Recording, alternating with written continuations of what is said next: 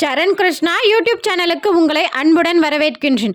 உங்களுக்கு குலதெய்வத்தின் துணை இருக்கா இல்லையா என தெரிந்து கொள்வது எப்படி அப்படிங்கிறத பற்றி தான் இந்த வீடியோவில் தெளிவாக நம்ம பார்க்க போகிறோம். நம்ம சேனலில் உள்ள வீடியோவை ஃபஸ்ட் டைம் நீங்கள் பார்க்குறீங்க அப்படின்னா மறக்காமல் நம்ம சேனலை சப்ஸ்கிரைப் பண்ணி வச்சுக்கோங்க. நம்ம சேனலில் தொடர்ந்து குலதெய்வ பதிவுகள், ஆன்மீக தகவல்கள் வந்து கொண்டே இருக்கும். வாங்க வீடியோக்குள்ளே போகலாம். ஒவ்வொருத்தருக்குமே ஒரு ஆசை இருக்கும். நம்ம குலதெய்வம் எப்போதுமே நமக்கு துணையாக இருக்கணும், நம்ம குடும்பத்தை காத்து கொண்டே இருக்கணும் அப்படிங்கிற ஆசை எல்லாத்துக்குமே இருக்கும். அப்படி இருக்கும்போது ஒரு சில நேரங்களில் உங்களுக்கே துணை இருக்கும், நமக்கு குலதெய்வத்தை நம்ம நல்லா தான்ப்பா வணங்குறோம், அப்பயும் நமக்கு அந்த சாமி துணை இருக்கா என்னன்னு தெரியல, நமக்கு ஏன் இவ்வளோ கஷ்டம் வருது அப்படிலாம் உங்களுக்கு தோணுச்சு அப்படின்னா கண்டிப்பாக இது போல் அறிகுறிகள்லாம் உங்களுக்கு தெரிஞ்சிச்சு அப்படின்னாலே நீங்களே தெரிஞ்சுக்கலாம் உங்களுக்கு உங்கள் குலதெய்வத்தோட துணை இருக்குது அப்படிங்கிறது. முதல்ல வீட்டில் தெரிகிற அறிகுறிகள் என்னென்னு பார்த்துருவோம். நீங்கள் தொடர்ந்து குலதெய்வத்திற்கு நிறை சொம்பு நீர், குலதெய்வ விளக்கு, குலதெய்வ படம் வச்சுருக்கிறவங்க படம், இல்லை குலதெய்வ மண் வச்சுருக்கிறவங்க, இல்லை குலதெய்வத்தை நீங்கள் எப்படியெல்லாம் மனதார நினச்சி வழிபாடு செய்கிறீங்களோ செய்ய செய்ய கட்டாயம் உங்கள் வீட்டில் பள்ளி சத்தம் தெளிவாக கேட்கும். நீங்கள் பேசும்போது அதற்கு உத்தரவு கொடுக்கறது போல் பள்ளி சத்தம் கேட்டுக்கொண்டே இருக்கும். இன்னும் சொல்ல போனால் வடகிழக்கு மூலை, கன்னி மூலைகளில், குபேர மூலைகளில் சத்தம் கேட்டுக்கிட்டே இருக்கும். ஆமாம் போங்க, பள்ளி சத்தம் எல்லார் வீட்லேயும் தான் கேட்குது, எங்கள் வீட்டில் என்ன புதுசாக கேட்குதா, பள்ளி சத்தம் கேட்டதுனால எங்களுக்கு குலதெய்வம் துணை இருக்குன்னு அர்த்தம் ஆயிருமா அப்படின்னு நீங்கள் கேட்டிங்கன்னா ஒரு சில வீடுகளில் போய் பாருங்கள், பள்ளி சத்தம் இடவே இடாது. பள்ளி இருக்கும், ஆனால் சத்தம் போடவே போடாது. ஏன்னா அவங்க வீட்டில் குலதெய்வம் இல்லை, நெகட்டிவ் எனர்ஜி அதிகமாக இருக்குது. எந்த வீட்டில் பாசிட்டிவ் எனர்ஜி நல்ல சக்திகள் மட்டும் இருந்தால் மட்டும்தான் அந்த வீட்டில் பள்ளி சத்தமிடும். இரண்டாவது, நீங்கள் உங்கள் வீட்டுக்கு அருகில் உள்ள கோவிலையாக இருக்கட்டும், இல்லை உங்கள் குலதெய்வ கோவிலையாக இருக்கட்டும், இல்லை உங்கள் பூஜை அறையிலையாக இருக்கட்டும், நீங்கள் சாமி கும்பிடும்போது உடல் புல்லரித்துதல், கண்ணீர் வருதல், அதீத சந்தோஷம் அடைதல், உங்களை அறியாமல் உடம்பு ஒரு தனி ஒரு சிலிர்த்து கொள்ளுதல், இது போன்ற நிகழ்வுகள் தொடர்ந்து நடந்தால், இன்னும் சொல்ல போனால் டிவியில் ஒரு சாமி பாட்டு கேட்கும்போது உங்களுக்கு திடீர்னு உங்கள் குலதெய்வ ஞாபகம் வந்து உங்கள் உடம்பு புல்லரிச்சுது அப்படின்னா கண்டிப்பாக உங்களுக்கு குலதெய்வத்தின் துணை இருக்குது அப்படிங்கிறத நீங்கள் தெரிஞ்சுக்கலாம். இன்னும் சொல்லப்போனால் குலதெய்வ எல்லையில் ஒரு சில குலதெய்வ கோவில்களில் கும்மி பாட்டு, பம்பை சத்தம், மேல சத்தம் இதெல்லாம் குலதெய்வத்திற்கு வாசிக்கும்போது அந்த கூட்டத்தில் சும்மா வேடிக்கை பார்க்கும்போதே ஒரு சிலர் வந்து சாமி ஆடுவாங்க. ஆனால் நம்ம நார்மலாக நிற்கும் போதே நம்ம உடல் வந்து சிலிர்த்து கொண்டு நம்மளை வந்து ஒரு லைட்டாக அப்படி தள்ளுற மாதிரி, நம்மளால் ஒரு இடத்துல நிற்க முடியாது, ஒரு இடத்துல தள்ளுற மாதிரி இருக்கும். ஒரு சிலருக்கு வந்து சிரிப்பு சந்தோஷம் இருக்கும், ஆனாலும் அழுக வரும். இவ்வளோ நாள் நான் பார்க்காத என் தெய்வத்தை நான் பார்க்குறேன் அப்படின்னு உடம்பு வந்து பூரிச்சிக்கிட்டு அழுகிறதா இருக்கட்டும். அந்த இடத்துல நம்ம நிலையாக நிற்க முடியாது. ஒரு சிலர் என்ன பண்ணுவாங்க, ஐயோ இந்த இடத்துல நிற்கும் போது எனக்கு என்னமோ பண்ணுது அப்படின்னு சொல்லிட்டு நவுந்துருவாங்க. இன்னும் கொஞ்சம் நேரம் நின்னாங்கன்னா அவங்க சாமி ஆடிடுவாங்க. அதனாலேயே ஒரு சிலர் வந்து நவுந்துருவாங்க, எனக்கு ஒரு மாதிரி பண்ணுது, எனக்கு என்னமோ பண்ணுது அப்படி சொல்ல தெரியாமல் இந்த மாதிரி சொல்லிட்டு நகரும்போது கண்டிப்பாக அவங்க உடம்புலையும் அவங்களுக்காகவும் குலதெய்வம் துணை இருக்குது. இதை நீங்கள் உங்கள் வீட்டுக்கு அருகில் உள்ள கோவிலுக்கு சென்று கூட நீங்கள் உணர்ந்து பார்க்கலாம்.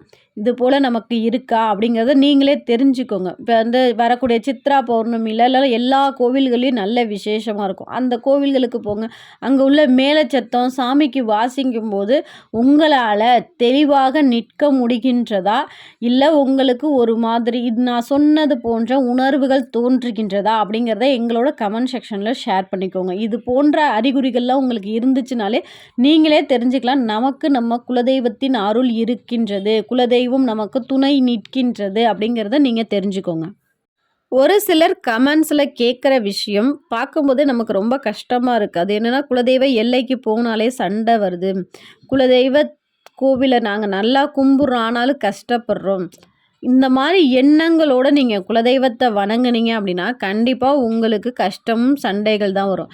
என் தெய்வம் என்னை நல்லா வச்சுக்கோ, நான் நல்லா இருக்கேன், என் பரம்பரை வரிசையில் போய் நான் இருக்கேன், எனக்கு அடுத்து என் பிள்ளை வந்து நிற்கிற இடம் இது அப்படின்னு சொல்லி உரிமையாக போய் நின்று தன்னோட குறைகளை நான் உங்ககிட்ட ஒப்படைச்சிட்டு நீ எல்லாத்தையும் பார்த்துக்கோ அப்படிங்கிற மன திருப்தியோடு வரும்போது உங்களோட பிரச்சனைகள் அனைத்துமே சூரியன் முன் இருக்கும் பனி போல மறைந்து தீர்ந்துவிடும்.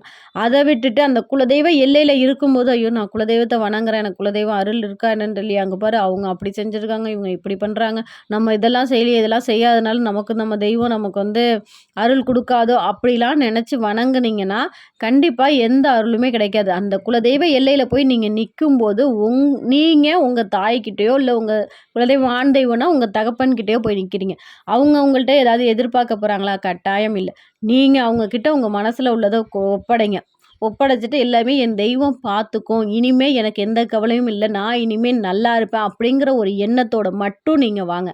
குலதெய்வ எல்லைக்கு போகும்போது உங்கள் கஷ்டங்கள் அனைத்தையும் அந்த குலதெய்வத்தில் ஒப்படைச்சிட்டு மன திருப்தியோடு வெளில வந்து பாருங்கள். அடுத்த தடவை அந்த குலதெய்வ எல்லைக்கு போகும்போது உங்களுக்கே தெரியும் உங்கள் வாழ்க்கையில் நல்ல முன்னேற்றம் ஏற்பட்டுருக்கு அப்படிங்கிறது. நீங்கள் சொன்ன அறிகுறிகள்லாம் எனக்கு இருக்குது, ஆனாலும் ஒரு சிலது இல்லை, இப்போ நான் என்ன பண்ணுறது அப்படிங்கிற சந்தேகத்தில் இருக்கிறவங்க, உங்களுக்கு குலதெய்வ துணை இருக்கா இல்லையாங்கிறத நீங்களே இந்த முறையில் நீங்கள் தெரிஞ்சுக்கோங்க. உங்கள் வீட்டில் வெள்ளிக்கிழமை ஆரம்பிங்க. வெள்ளிக்கிழமை கையில் ஒரு எலுமிச்சங்கனி, அந்த எலுமிச்சங்கனி எப்படி இருக்கணும்னா குத்தல் இல்லாத பழம் அப்படின்னு சொல்லுவாங்க. அதாவது அதில் கரும் புள்ளிகள் எதுவுமே இருக்கக்கூடாது. சுத்தமான ஒரு பழத்தை எடுத்துக்கோங்க. வெள்ளிக்கிழமை இரவு நீங்கள் தூங்க போவதற்கு முன்னாடி உங்கள் கையில் வச்சுக்கோங்க. உங்கள் குலதெய்வத்தின் பெயரை 108 முறை சொல்ல வேண்டும். உங்கள் குலதெய்வத்தின் பெயரை கண்ணை மூடிக்கிட்டு உங்கள் பூஜை அறையில் உட்காந்து 108 முறை சொல்லிய பிறகு அந்த எலுமிச்சங்கனியை உங்கள் தலைக்கு அடியில் வைத்து படுத்து தூங்குங்க. கணவன் மனைவி அப்படின்னா உடல் அளவிலும் மனதளவிலும் சுத்தமாக இருக்க வேண்டும். இது போல் வைத்து ஒரு வாரம் 7 நாட்கள் இதே போல் தொடர்ந்து தலைக்கு அடியில் வைத்து தூங்குங்கள். கட்டாயம் உங்கள் கனவில் உங்கள் குலதெய்வம் வந்து உங்களிடம் பேசும். அப்போ நீங்கள் தாராளமாக நீங்கள் தெரிஞ்சுக்கலாம் உங்களுக்கு உங்கள் குலதெய்வத்தின் துணை இருக்குது அப்படின்னு. ஆனால் அந்த பூஜை அறையில் உட்கார்ந்து 108 முறை சொல்லும்போது உங்கள் குலதெய்வத்தின் எண்ணத்தை தவிர வேறு எந்த எண்ணமும் இருக்கக்கூடாது. அதுலேயும் குறிப்பாக பெண்கள் இதை செய்கிறேன்னு எடுத்துக்கிட்டாங்கன்னு வச்சுக்கோங்களேன், ஐயோ நம்ம கேஸ் ஆஃப் பண்ணோமா என்னன்னு தெரியலையே, அதை இது பண்ணோமா என்னன்னு தெரியலையே, அதை பண்ணோமா என்னன்னு தெரியலையே, இதே போன்ற எண்ணங்களோடு நீங்கள் குலதெய்வத்தின் பெயரை சொன்னீங்கன்னா கண்டிப்பாக உங்களுக்கு குலதெய்வம் கனவுல வராது, நைட்டு தூக்கமும் வராது. குலதெய்வத்தை நினச்சிட்டு நீங்கள் உட்காந்து 108 முறை சொல்லணும் அப்படின்னா அந்த குலதெய்வத்தின் பெயரும் மட்டும்தான் உங்களுக்கு ஞாபகம் இருக்கணும். வேறு எந்த ஒரு செயலும் ஞாபகம் இருக்கக்கூடாது. அந்த அளவுக்கு ஒரே சிந்தனையில் உங்கள் குலதெய்வத்தை நினச்சி 108 முறை குலதெய்வத்தின் பெயரை சொல்லிவிட்டு அதை எலுமிச்சங்கனியை உங்கள் தலையணைக்கு அடியில் வைத்து தூங்குங்க. கண்டிப்பாக ஒரு வாரத்துக்குள்ளே உங்கள் குலதெய்வம் உங்கள் கனவில் வந்து பேசும். கண்டிப்பாக இந்த வீடியோ உங்களுக்கு பயனுள்ளதாக இருக்கும் என்ற நம்பிக்கையில் மற்றொரு வீடியோவில் சந்திக்கிறேன். இந்த வீடியோ பற்றின உங்களது கருத்துக்களை மறக்காமல் எங்களோட கமெண்ட் செக்ஷனில் ஷேர் பண்ணிக்கோங்க. இந்த வீடியோ உங்களுக்கு பிடிச்சிருந்தால் லைக் பண்ணுங்கள், ஷேர் பண்ணுங்கள், மறக்காமல் சப்ஸ்கிரைப் பண்ணுங்கள். சரண் கிருஷ்ணா யூடியூப் சேனல். நன்றி, வணக்கம்.